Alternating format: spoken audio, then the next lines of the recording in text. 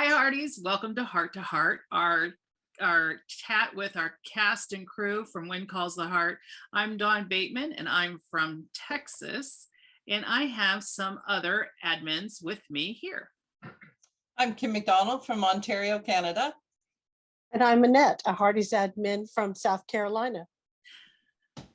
Thank you. And today we are joined by our, man, she's everything to us, with the production designer, Gail Taylor. Welcome, Gail. Hey, everybody. Hello.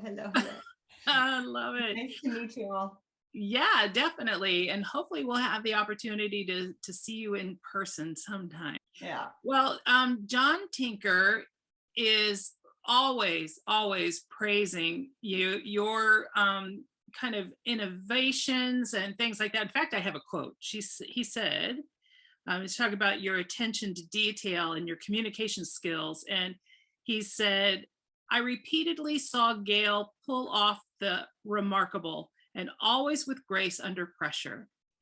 And then, so yeah, it was what a great compliment. That's a lovely compliment.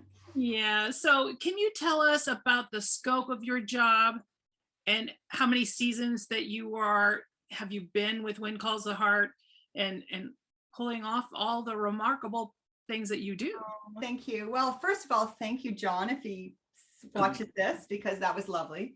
Yeah, this is my first season, actually. Season 9 was my first season. Yeah, and it was wonderful because I sort of walked on to this massive crew of really family. And everybody just welcomed me in, which was really something else. It really, it was great. As a production designer, I basically work really closely with the director and John, the showrunner, executive producer, and writer in most cases. And we work really close. Once the script is done, I sort of go through it with them first, usually, to just kind of get a vibe of what they're hoping for, wanting, and so on. And then I pull in my team.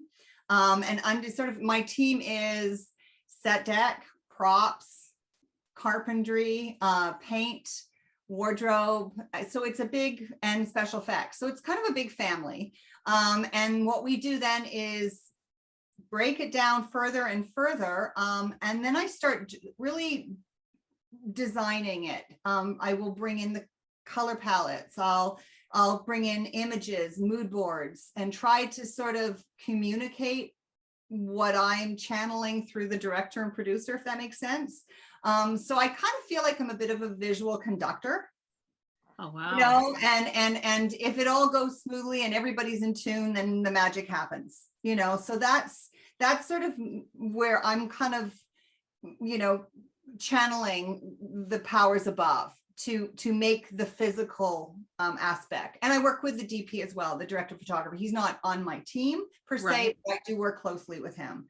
And so, and whoever the director is, usually it's Peter on every other block, but the other directors that come in were very collaborative as well. Right. Yeah. Wow. It's fascinating. It's a lot. Yeah, that's really Yeah, cool. it's a lot. It's good. It's great, but Yeah. it's a lot. It's Mood fascinating. boards we're used to with so many of the Hallmark movies. I have to set up a mood board. I'm getting married. Yeah. Well, it helps. It helps because if you can find the right images, it gets everybody on the right page. Sure. It really does. And I do a lot of drawings. So, and a lot of photoshopping, like this sort of ideas into the actual set. I work on a program on my iPad that allows me to literally, layer in what the decor is going to look like right onto the picture of the photograph, the set. And then again, it's easy for approval. As soon as John and Peter and or the other directors say, yes, we love it, then I can just give that to my team. And not just walk away, but kind of walk away because they know what they're doing, Well, you have to. I mean, truly, to trust your team. Yeah, and you also want to leave room. I don't ever say, okay, this is exactly what it has to look like. You want to leave room for their creativity. Yeah, Yeah. you know, and them to get creative and play and so on. Yeah. Wow. Wow. How many do you have in your team? I mean, I know that you had all of those Yeah. categories, your construction, things like that. How many people? I would say, so if there's, let's just say there's, well, also greens is in there as well. So I would say every department, so there's 6 departments, maybe 5 or 6. Mhm. And each department has a team of, give or take, because it changes if we have big sets. Then set deck, for example, Sarah will bring in 3 or 4 more dressers. So Right. that fluctuates, but Sure. usually it's about 4 or 5 or 6 people under each, Wow. sometimes 3. There's always an on-set representative. So there's an on-set dresser, there's on-set props. If there's a big event, there'll be maybe 2 on-set dressers or 2 on-set props. So it really changes depending on how much there is. If there's more extras, and yeah, it fluctuates for sure. Wow. So we're like minimum at like 30. Yeah, I well, would say. Yeah. Yeah, I would say. Yeah. That's a lot of people.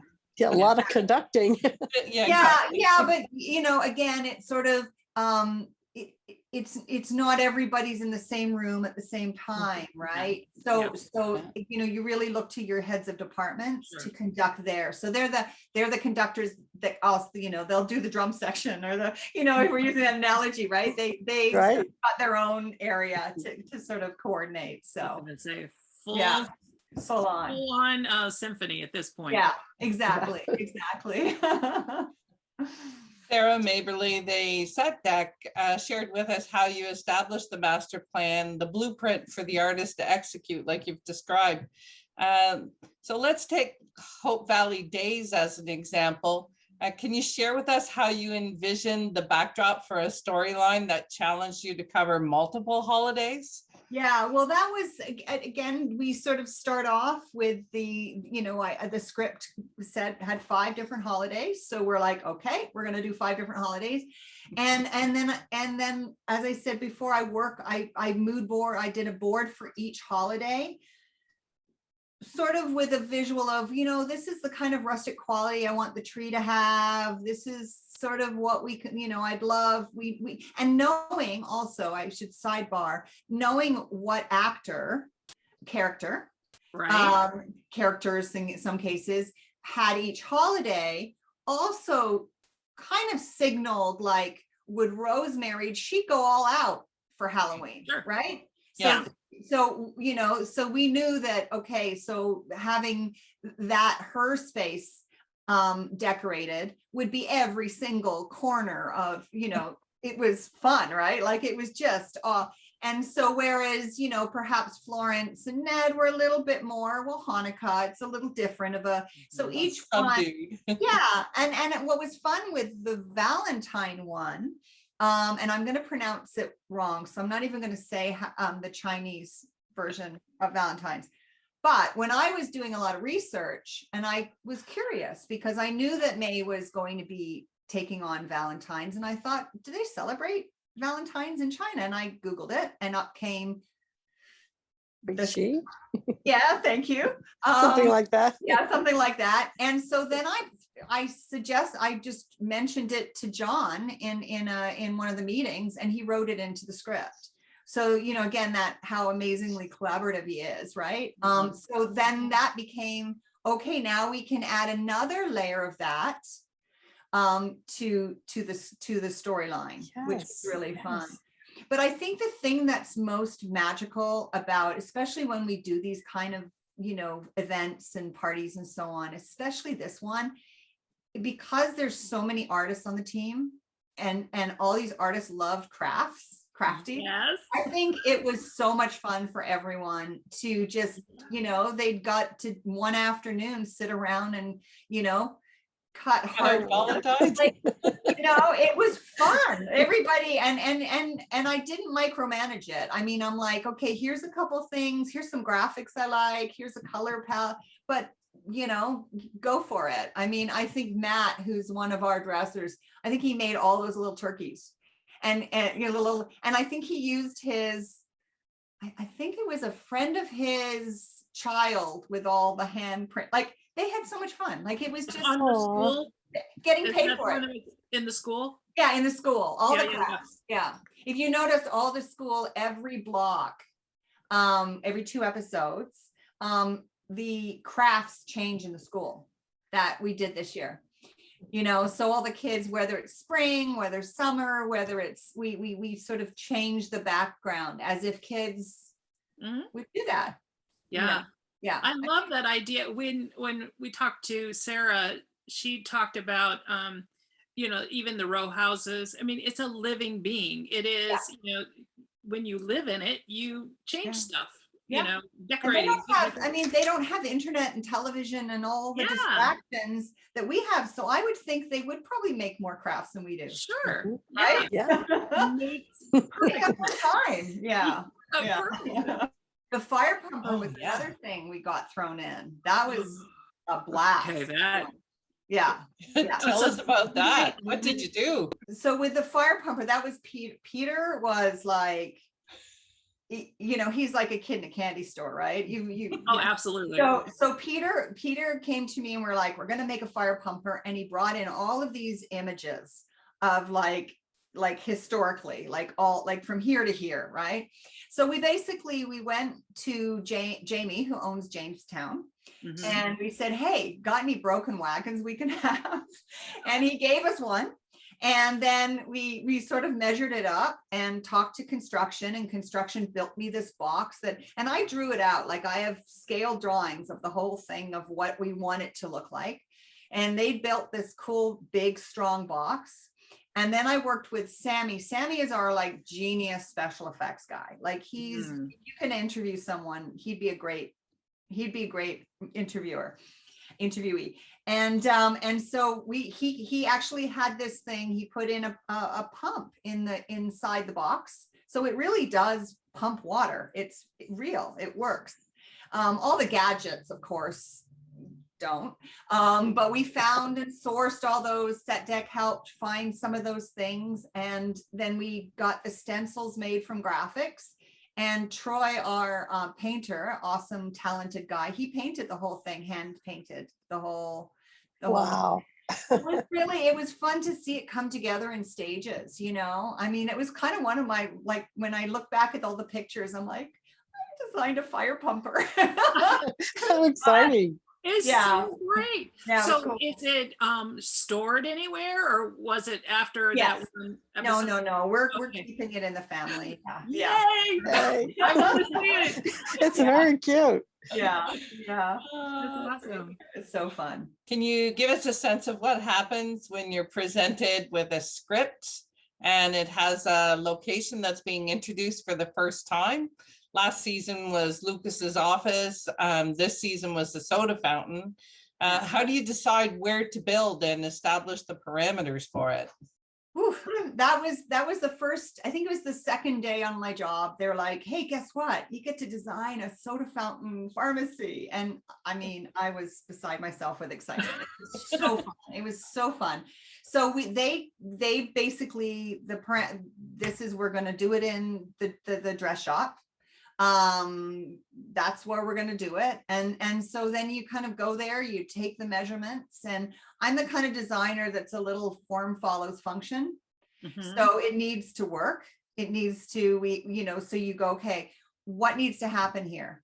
We have to have a room for the pharmacy and retail. And we have to have a soda, and it's a small space. It's actually quite small. So Peter and I use my 3D program that I put everything in scaled, and then it kind of, you push a button and it also turns into this 3D drawing looking, not physically 3D, just a right. And then we kind of knew that, okay, we've got to move that a little bit, how is this going to work? So if you notice the shelving behind the pharmacy, they don't come forward, they are set back into the wall. So in that back space where the pharmacists can do their alchemy, the shelves are stuck, like they stick out that side, which we don't care, we don't see. Yeah, so that doesn't take up any real estate in the front, giving us room for the counter. Right. And then that was sourced, the counter was sourced from Set Deck. they found that rolling, well, actually wasn't rolling, but the glass cabinet, which halfway through the season, Neil, the director, said, can you cut this thing in half? And so during I guess an episode where we knew we weren't going to film in the pharmacy, we gave it to construction, and lo and behold, they got the glass cut, they cut the whole thing in half. So now it clamps together. So if we have to split it and put the camera, we can move half of it aside. So it became very functional, which is cool. But we completely beautified that thing. We redid the wood, we did all the trim, we did, you know, it really changed a lot. And then, so that's the pharmacy. And then we did the cutout of the hole so that, you know, she could play in the back and then come forward when people come in. But the actual soda fountain was even more fun because Peter was very adamant about, it's a wonderful life. Like, have you seen it? And I'm like, yeah, every year since I was 12, you know? So when he said that at being as the reference, I knew exactly what he was wanting to do. So if you look where the mirror is, that was a fireplace mantle that I actually found on Facebook Marketplace, which was beautiful. It was a hand-carved wood fireplace mantle. Sure. Wow. So that starts then, oh, what if we were to put it up on the thing, and then we could add the mirror, and we have to put the mirror on a flat screen TV hinge. Yeah. So that the camera doesn't, you know, depending on where the crew is, you don't see them in the mirror. Yeah. And we built the shelves with the spindles, and we kind of stained it all. So it all looks like it's a built-in unit. And then, you know, because it sort of works, right?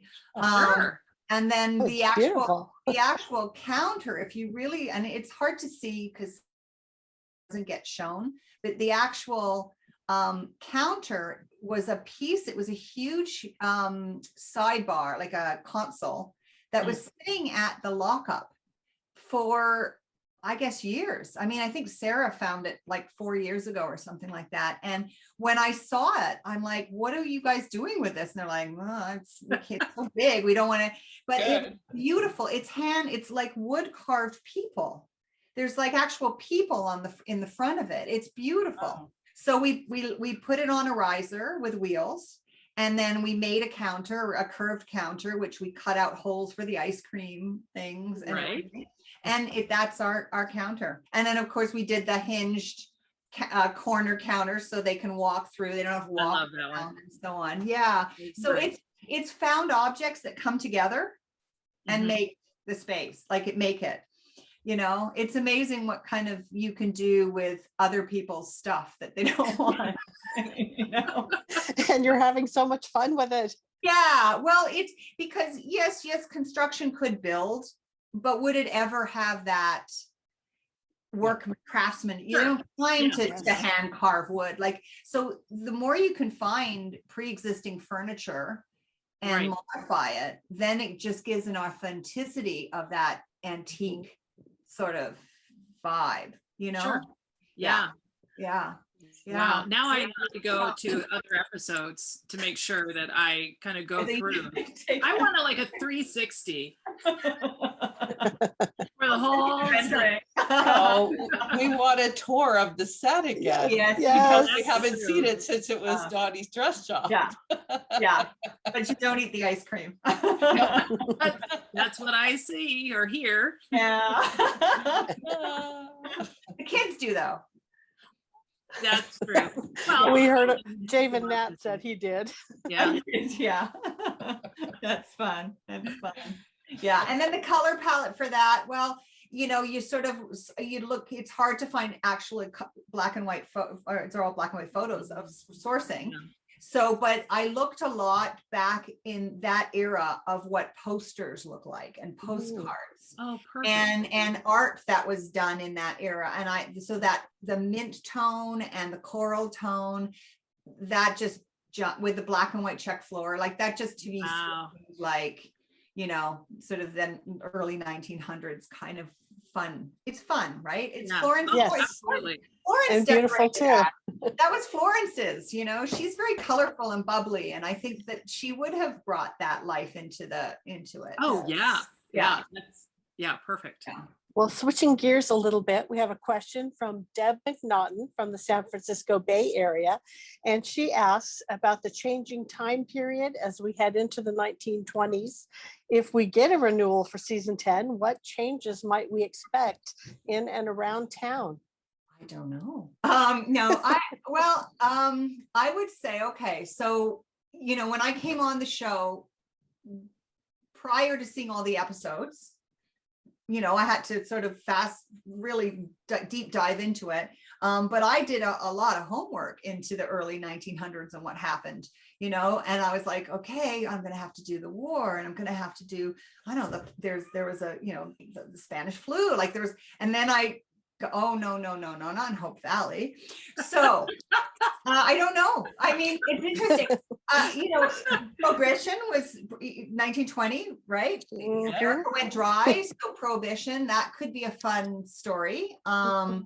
I love that women got to vote for the first time. And and John, if you're watching, I think that would be an amazing storyline.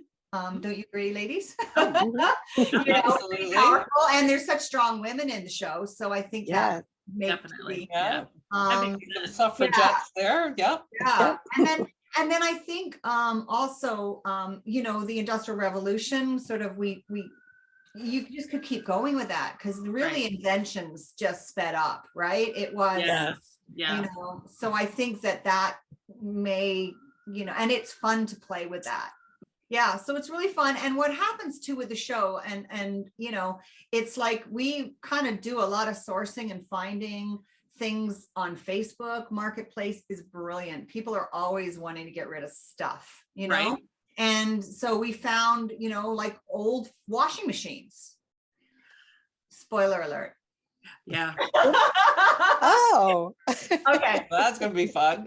We may see them, we may not know, but you know, we say to John, hey, look what we just found, and we'll see what happens with the washing machine On Facebook Marketplace. yeah That's where you. yeah so you know, Wow. we're always, and I say we because also Props is looking, and Sure. we're all looking for fun things, and then we show pictures to Peter and John, and we say, hey, look at this. Like, we still have something, I think it's a hot water heater actually, that we found. We bought it. It's this really old hot water heater, and we haven't used it yet, so we'll see. Which is crazy, right? That they don't have hot water. Yeah. yeah. But it's something, and even if we didn't use it as a hot water, I'm sure like Sammy, who's our special fix, could turn it into something, you know. Uh-huh.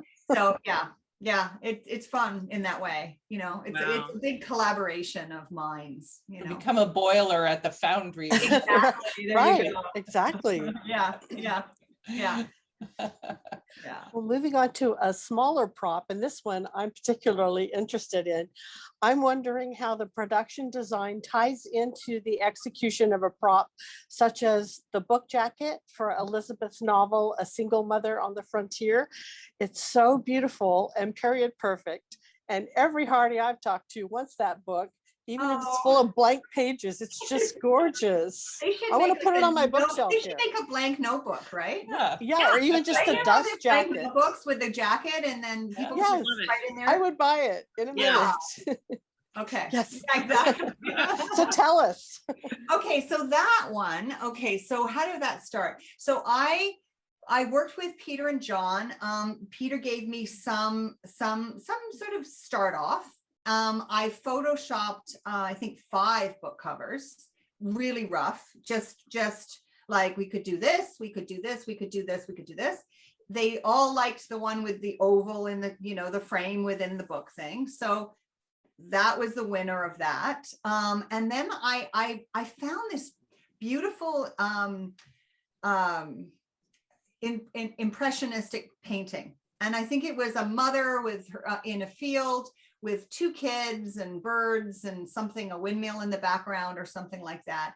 And so I just placeholdered that and put it in the oval, and they're like, we love that. So what I did is I sort of started taking away the kids, putting in a little Jack, photoshopping Elizabeth's face into the woman, but you can't really see, but you kind of can.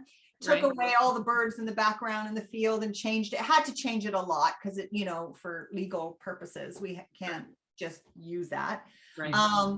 And then that sort of kind of, they loved that worked. And then we worked on the font, kind of played with that, the tone. And then I sort of handed everything off to the graphic designer and then they did it well. I mocked it up. It was okay, but then they went and cleaned it all up and made it. And in the meantime, Arlene, who's our props master, she went and sourced, I don't know, maybe 15 copies of the right size book with the right color inside. It didn't matter what it said, like it wasn't important what book it was, but there had to be a certain size. And then we made the covers, the jacket covers for that. So really was again, a collaboration, took all these like layers of process, but yeah, I was proud of how it came out. I think it's really pretty. We love it. Yeah. Gorgeous. And again, it's Elizabeth and Jack, but it's not really like it's them, because you know, it's not really them, but it is them. Yeah. So Yeah. Thank you. Yeah, that's gorgeous. It was fun. Well, how long was that whole process? Oh, like 3 days. I know it sounded long, but it has to go fast. We don't Sure. have Yeah. time, Yeah. you know, because it's just one little thing on a whole lot of other things, right? Sure. And So, you're probably yeah, multitasking really- all the time. Yeah, it, you know, luckily gotten pretty fast at doing that, kind of the mock-ups at least. You know, it took a little longer to get it perfect, but yeah, no, we've got so much other signage and that was, you know, the book Sure. signing party and all of that. There's so many other things that have to happen within a, you know, yeah. Sure. Wow. From small to big. So this question was with a hearty Michelle Farr Rollins of Waynesville, Missouri, wonders, will production eventually build more row houses and sets to film inside of? And a lot of Hearties were wondering about Jack's Land. And so tell us about Jamestown set and the restrictions that you face in building. I can't honestly know. I don't know much about Jack's Land. It's not come up in meetings or conversations, and Right. I've been on the show, so I have to sit that. As far as I know, sadly, I don't think we're going to be building another row house. Which is too bad because it is hard to flip. You know, Sure. the Canfield to the, you know, Lee, Rosa and Lee can. We got it down, but it's, you know, it's an effort. I think we're maxed out. I mean, I think that's the, you know, where we're filming in Langley and it's in the middle of nowhere. It's beautiful. There's a certain like land restrictions as to how many buildings, square footage you can actually have at one time. And I think we are maxed out. Yeah. So, but in saying that, I believe there's a few of the facades that look like they're buildings, but there's nothing inside of them. I've been sort of like asking around, you know, because I have some ideas. If we're allowed to, the ones that don't have anything inside, I mean, technically that's already taking up square footage, right? So Right. why can we get in there and, you know, create something in one or two of these spaces? So, you know, that would be fun, I think, to sort of do. But row houses, I don't think. Yeah. I don't think so. I'm gonna say, Yeah. the magic of television. Everyone thinks that it's just, you know, rows and rows and rows. I'm like, no, no, no, no, no. I wonder if you could, with the facades, actually dress up an ATCO trailer behind it so that you're only, it's a mobile. I work in construction engineering, so, so you know, we have a whole thing about, is this a building or is this not a building, and does this need to pay taxes or not pay taxes, or what have you? Well, I proposed last year. I proposed because you know, John asked us, give me ideas, which is fabulous. And I said, well, can we do like a gazebo? Because I knew we couldn't have any more. And I said, can we just do a floating gazebo on the lake? Bandstand, kind of a band shell kind of thing. Oh, cool. So, I mean, we didn't, obviously, that's a big build. We didn't have with everything. Right. Yeah. But I'm like, technically, it'd be floating. So does that mean that, so you're thinking that way? I don't know if we can get away with it. That's creative though. Yeah. That is out of box kind of thinking. Yeah. Well, lots of times gazebos and sheds are not actually considered buildings. Like you can, if it's under a certain footprint, then Sure. it's not quite so, it doesn't Yeah, if you count. can forklift it somewhere, it's portable. Yep, that's right. Right. Yeah, I agree. We'll have to talk. We're helping. Yeah, exactly. We're gonna bring you in at one of the production meetings, Kim. Get There ready. you go. Thank you. That's fine. You're in Canada, so you're There good. you go. That's Instead of, just get over halfway here. there. Perfect. I love it. So despite all of the restrictions, we hear all the time that it is to film in Jamestown is really a great place to film. So what are some of your favorite things about filming in Jamestown? Well, being that we are doing a film right now, and I think we have 25 sets we're shooting in 15 days. No, 30 sets, 30, something like that in 15 days. Oh, They're all in different locations. I would say having one location is really nice. That's the first thing that pops in my head. No, it's beautiful out there. It's just peaceful. I think it's just a beautiful countryside. I feel like every time I go out there, I'm like, I can't believe I work here. That's how I feel. I mean, it really, I've fallen in love with the horses. I have a particular horse. I think it might be May's horse. It's a blonde horse. Yeah. And I started visiting it early on in the season, and we became friends. And then I asked one of the handlers, like, what's this horse's name? And they're like, oh, that's Pablo. And I'm like, my son's name is Pablo. So but it's my horse. I call it my horse. And every time I'm there, I spend about 10-20 minutes with Pablo, or if he's not there, I'll go to another horse. But I find that's just so lovely. I mean, they're amazing. I never really spent much time with horses before this. So that's a plus. That's really nice. And yeah, it's just, I think because it is in one location and the crew, obviously everybody looks forward. Like, we're all talking about, hopefully, another season, and we're all excited about coming back to there. So I think that is, it's hard on film crews. It's hard. It takes it's a huge amount of people to, pack everything up, put it all in the trucks, move to the next location, unpack it all, set it up. It is like, right now on this film I'm working on, today we had 10 dressers and two trucks, two huge trucks. And we were going between 3 locations. Taking one from yesterday down, finishing the setup for the filming today, and then setting up tomorrow's thing. wow. So it's taxing, right? Like, that's, so when you just have to come to work to one location and what you're doing, and I mean, be it the weather hits the town, as everybody's probably mentioned in the past to you guys, Vancouver, it's not South Carolina. That's true. We have weather here. And so there is a lot of resources that do go at the beginning of the season to revitalizing, the buildings get, distressed a bit and whatnot. But yeah, it's a great space. It's beautiful. Yeah. They've made the season sort of start sort of early summer and end kind of before the weather gets too miserable. Yeah. Which is good, because there is a bit of, can be a bit of flooding, and Sure.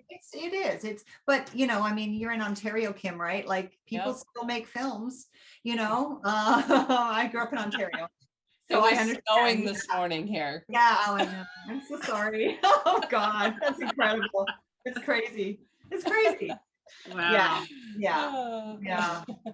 So fun. Having talked to Barbara Gregasova this season, we have a better idea of her immense job. Can you tell us how your work ties into the costuming, how it sets the tone, or how you work together to deliver the right look and feel with costuming? Well, I have to full confession on this one.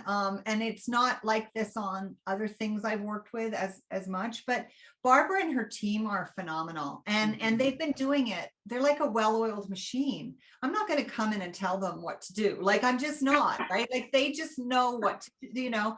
So all I do really with wardrobe is I give them my design boards and the set tones, the colors, and then back up. I mean, you know, and then they can say, well, I'm not going to put May in a mint green outfit to stand into the pharmacy. Like, you know, then they can kind of take it from there, right? But at this point, some films I have a little bit more hands, or things I've worked in the past, I've had a little more hands-on with the costume department from the beginning. But yeah, they're doing their thing. They're great. They're great. Yeah, that's awesome. Yeah.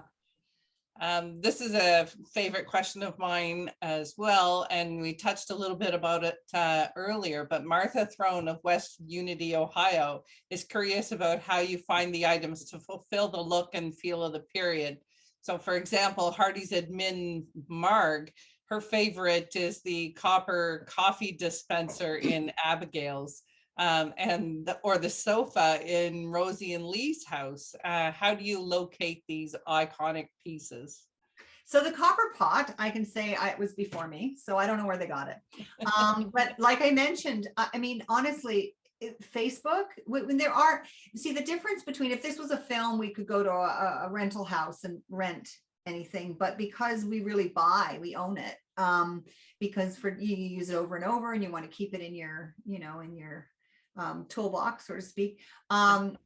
So we look to buy, and you know, I spend evenings sometimes just hanging out, watching TV, going through Facebook Marketplace and Craigslist, and people are giving it away. I mean, they're like, please come get my 100-year-old sofa. I want to go contemporary, right? So it's amazing, the stuff, you know, like the new Abigail's, the new set in Abigail's, the mustard toned, that was new this year. Facebook. We found that coral in Rosemary Lee's in their new office. Do you like their new office? Yes. Yeah, That was fun. That was fun. I met with Pascal and I said, okay, you're taking over the office, aren't you? And she's like, I am. Absolutely. What do you think, Rosemary? Would she do tassels? Would she do fringe? She would. Would she do swooping balances? She's like, she would. Yes. These beautiful blue eyes. Gorgeous. Yes. Eyes, right? So I'm like, okay, I gotta pull in those tones so her eyes pop. So, but that's, yeah, it is amazing what you can source out there, like what people, if you just take your time, and SetDuck do that too. And you know, the fun thing about my job is I'll just find it on Facebook, and then I send it to Sarah and Blake. I'm like, let's get this, and then they worry about picking it up and everything. And usually, because when I do other jobs, I have to go schlep and pick it up. This one is like, ooh, that's easy, let's get that. But they do a lot of that too. Everybody does, you know, and we do, again, sometimes you have to yes, we did. So the Canfields, the dinner that they hosted the other day, did you notice they got a new island? Did anybody? So they have in their kitchen, they now have an island in their kitchen, because we knew that Minnie was going to be making a dinner. Yeah, you don't want your back turned to camera, because those kitchens are all that way. Yes. So we're like, how about we put an island? I'm always looking for things to do. And so we found this piece on Facebook, and we then painted it. We changed the cupboard doors. We changed the hardware. We put a butcher block on top and put it on wheels. So it was a great unique looking piece, but then we just added more period to it, you know? Wow. So, yeah, Who yeah. found the pinball machine? Okay, so I have a studio in Vancouver, and my Karen, who's my who was the art coordinator on the show and is a friend of mine. I've worked with her for years. So her and I were at my studio in Vancouver, and outside the hall, these guys were making an awful lot of noise, and they were emptying. I didn't even know we had a basement in this building because there's all artists in this building, and they were emptying the basement, and they're just bringing stuff up in the hallway. So Karen and I go down into the basement, and there's tons of like weird random stuff. The owner of the building used to own an antique store. So they're like, we're getting rid of it. We're literally, they were the got junk guys that were just emptying. So we just started pulling stuff, and it was the pinball machine. So I took pictures, I sent it to Peter, sent it to John. I said, look what I found, and it's free. So gave it to Sammy, who's the special effects guy. He got it working. And then we took it to construction. They put legs on it and cleaned it all up and everything. And now we have a pinball machine. That is so cool. Oh, perfect. What a Yeah. great story too. Yeah. Yeah, it's fun. It's fun to collect things, you know, that. Yeah, that well, are- even yeah. John was saying that, you know, some discovered, that's the reason why I was curious about who got it. And then you probably did the picture to John, and then it was in the script. So usually it's Yeah, reversed. exactly. Yeah. No. That's how amazing, you know, he is. And yeah, I mean, even the Mercantile, I'm like, I really want to do a corner like a department store that we just change up every block. We change it up to, they're advertising something else. They're putting something else there. So sometimes it gets written in the script. Sometimes it's just background and they don't talk about it. And sometimes it gets written in. And then again, it adds something else for Set Deck to do, which they love, right? Now they get to play, and now they get to find and source things. And even, another thing we found in the basement was a sewing machine.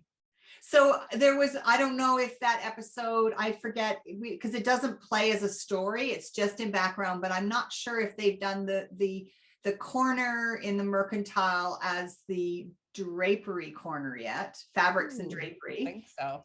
But we put that machine in, and one of the dressers, Matt, he took the fabric from the window and brought it down onto the sewing machine, and it puddles onto the ground, and Oh my gosh. that was free. That was in the basement of my studio.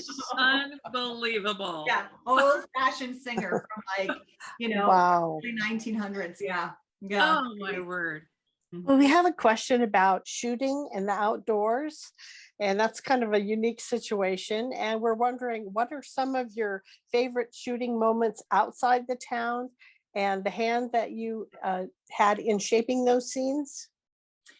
I would say, I think I have to be, my first is the first with the Winkler's balloon thing. I really? think, yeah, I think that was just so much fun. I love whimsy. I love, like, I mean, one of my favorite movies is Chitty Chitty Bang Bang. Like, I'm, you know, that I'm like, yeah, I'm a kid at heart. So when they said we're going to do a balloon, a hot air balloon, I just, that was like, yeah, like that's so fun. And it was really fun to figure out how to do that, and you know, work with special effects and work with visual effects, right?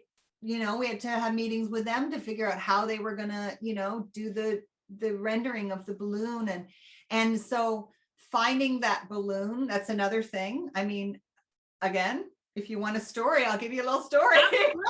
Please. Love them.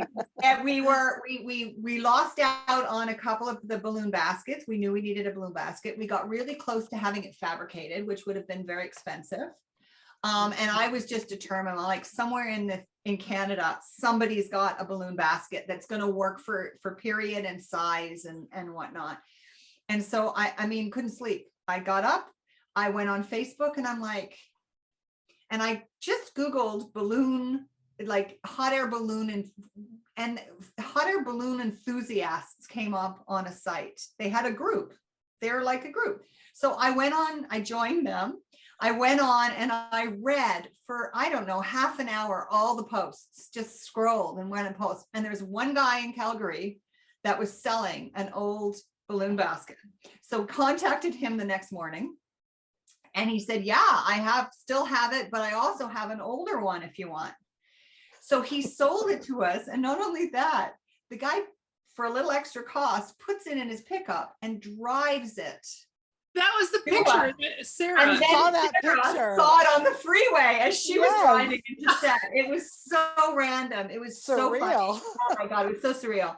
So that was really fun. But then to just put all like all the ropes and the like, just to dress it up and then create Winkler's tent and the graphics and the old truck with the Yes. like, that was really fun. Like, it's just one of those, because there's no rules, right? Like Yeah, no one yeah. can say, oh, well, they didn't really have, it just was really fun to kind of play.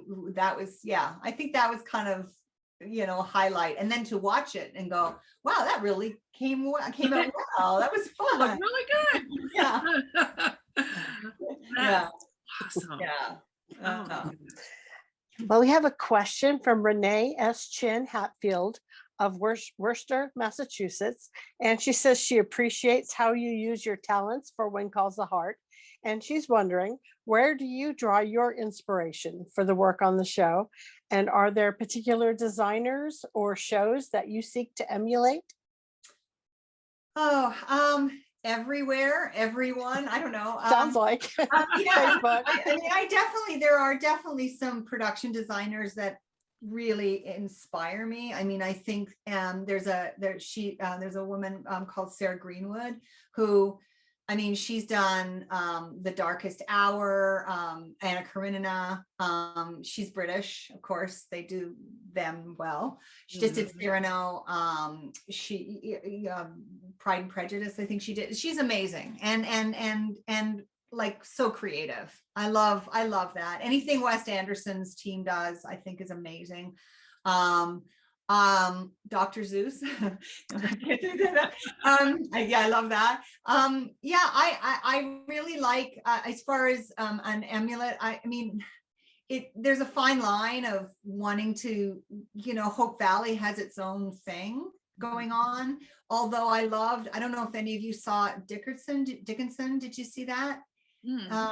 It's Emily Dickinson, and it's kind of what they do is they turn it on its side. So they actually bring rap music, and it's so creative. It's on Apple, I think. And it is a little bit earlier than this one. I think it's late 1800s, but they don't really have a lot of rules. So you'll see things, it is a period, but it isn't, kind of like it. Sure. They play with it. They really have a lot of creative license, and it's really clever. It's, so I've watched that and just thought, oh, that's, I actually even told Peter to watch it the other day, because I was like, just look at it. Cause it's just like, I mean, again, we don't want to emulate it because that's their thing. Right. You're not going to start playing rap music to the soundtrack. Thank you. You're welcome. But it's definitely, I think it's nice to be able to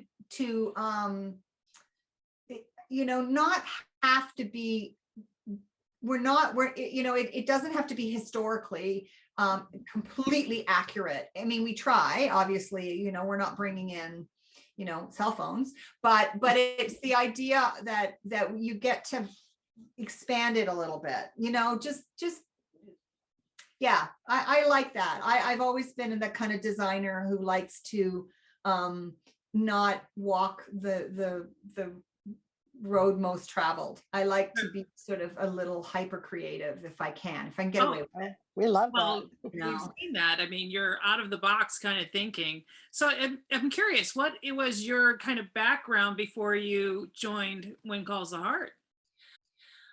It's been a long one. I started in film when I was about 18. I actually started as a makeup artist. I was a makeup artist for about, for about 10 years. I did special effects. I lived in London when I was young, and then I moved to Los Angeles when I was 20. And then I kind of wanted to direct for a while, and I sort of did my own little music videos, choreographed and directed my own music videos. And while I was trying to be a director, because I got tired of the makeup for me. Just I wanted to do something else. I started working. I needed to make some money, and I had friends who were in the event world in LA, and they were like, "Yeah, you're creative. Come and set up parties." And so I started setting up parties, which turned into a full-on career for about 10 years, doing big, massive events in LA, all sorts, from the Oscars to Wow. lots of film premieres, that kind of stuff. And then 9/11 happened, actually, and I had a baby right before, and it changed the whole event world, because all of a sudden no one wanted to spend lots and lots of money. Right. Because it was, trivial.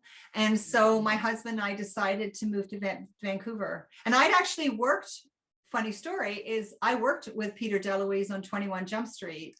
Really? 150 Oh dollars. Gail was I was his makeup as artist. well. I was Oh his my makeup artist for the entire goodness. season. Small world. It is a small world. So I hadn't actually seen him for 30 something years, and it was so fun to be reunited with him. I love working with him. But yeah, so we came to Vancouver, and I started working as an interior designer and working on a lot of design shows, like behind the scenes, Love It or List It, those type things as the designer. Got back into film, and then started going back into film as a production designer. And I've done lots of different things. I have set decked, I've been on set, I have done scenic painting, I've kind of been a little bit of everything. But now I've sort of landed into a happy place that I love. Yeah, but it's been a long career. I've had a long career, so. Yeah, but Yeah. it makes sense. I mean, the Yeah. progression is like, oh, of course you did that. And then it makes Well, it all, yeah, Yeah. like when we started this, the season, John sort of was like, so what do what's your, kind of superpower kind of thing. And I'm like, well, I'm gonna give me parties. Let's have a lot of parties, right? Yeah. Because Oh. that's second nature to just. So you're the inspiration for that. Yeah, I love that. Thank you.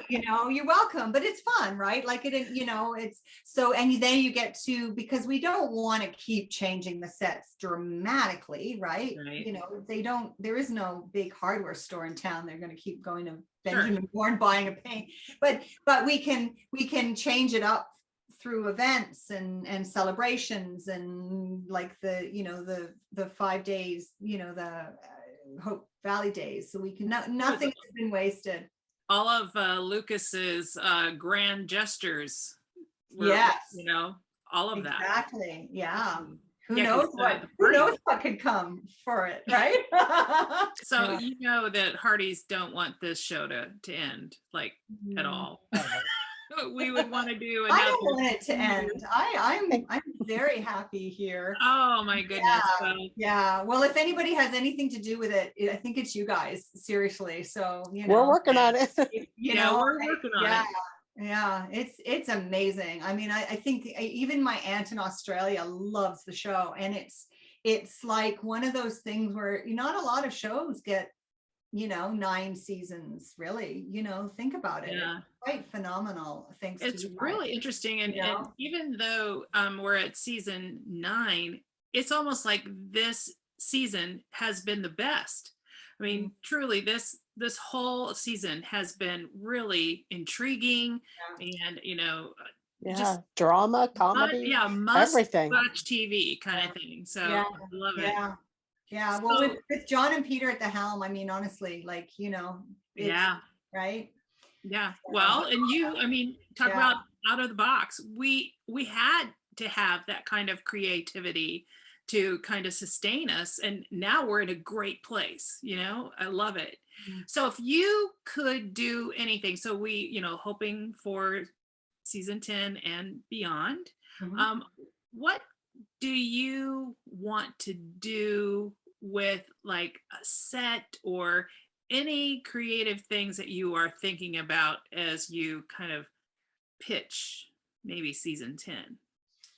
Well, I designed a produce stand for the town to redo that you actually walk into, like it's actually like a, like a three-dimensional market. Oh, right. And I Yeah. called it Raised Produce after my dad. And I did the whole design for it. And then they sort of said, no, we don't have time this season. So that I'd like to do first off. And then I would really love to, I sort of planted the seed last season, but I would love to revitalize the saloon and really make it, I'd love to bring in a stage and bring in vaudeville and have different acts, right? And the stage set sort of change depending what the acts could roll in from town. John, do you hear me? Please. I don't know. I think that would be so fun. Our first performance would be Rosemary and seriously, she would be, yeah. I mean, I just think, and there's so much talent in that cast, right? Oh, absolutely. But even just to have like the drama of, because vaudeville were people coming in from out of town, they were travelers, right? So I just love that idea that saloon we could, because again, I don't know, is prohibition coming? I mean, can they go there and have a drink? I don't know. Can they? I don't, so it might need to change into something. Yeah, it might be all sarsaparilla from here on out. Yeah, I know.